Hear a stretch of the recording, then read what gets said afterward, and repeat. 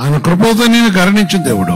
ఈ రోజు నీవు ఆయన మార్గంలో ఆయన మన తోడుగా ఏ విధంగా ఉంటాడు అంటే, ఆయన మార్గంలో ఆయన ఆజ్ఞను గైకొన్నప్పుడు, ఆయన పరిశుద్ధన ఆజ్ఞకు లోపడుతున్నప్పుడు, ఆయన పరిశుద్ధన ఆజ్ఞను లక్ష్యం ఉంచుతున్నప్పుడు, తన పరిశుద్ధన ఆజ్ఞపై ఆధారపడుతున్నప్పుడు, సహోదరి సోదర జ్ఞాపకం చేసుకోవాలి.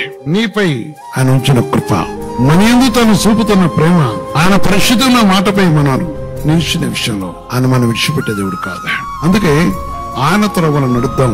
ఇప్పటి వరకు నువ్వు ఎవరి త్రోవలో నడుస్తున్నావు? చాలా చోట్ల మనం క్రమం తప్పి ఆయన త్రోవను విడిచడం వలన మన దొరుకుతున్న పనికి అనేక పరిణామాలు చూస్తుంటాం. అనేక విషయాలు మన జీవితంలో హాని కలుగుతూ ఉంటది. అందుకని ఆయన కట్టడలను గైకొనుట, తన పరిశుద్ధమైన శాస్త్రమును తన ప్రతిమాట గైకొనుట. 119 కీర్తన 5వ వచనం, ఆహా నీ కట్టడలను గైకొన్నట్లు నా ప్రవర్తన స్థిరపడి ఉన్న ఎంత మేలు. ప్రభు స్థలంలో గైకొంటే, ప్రభు మాటపై ఆధారపడితే, ప్రభు మాట యందు లక్ష్యం ఉంచితే, పరిశుద్ధాత్మదేవుని మాటపైన ఆధారపడితే, నీవు అంటే దేవుడు మనకు అందించిన కట్టడలు ఎంతో గొప్పయో. వారు ఆయన మార్గంలో నడుచుకొనుచు ఏ పాపమును చెయ్యరు.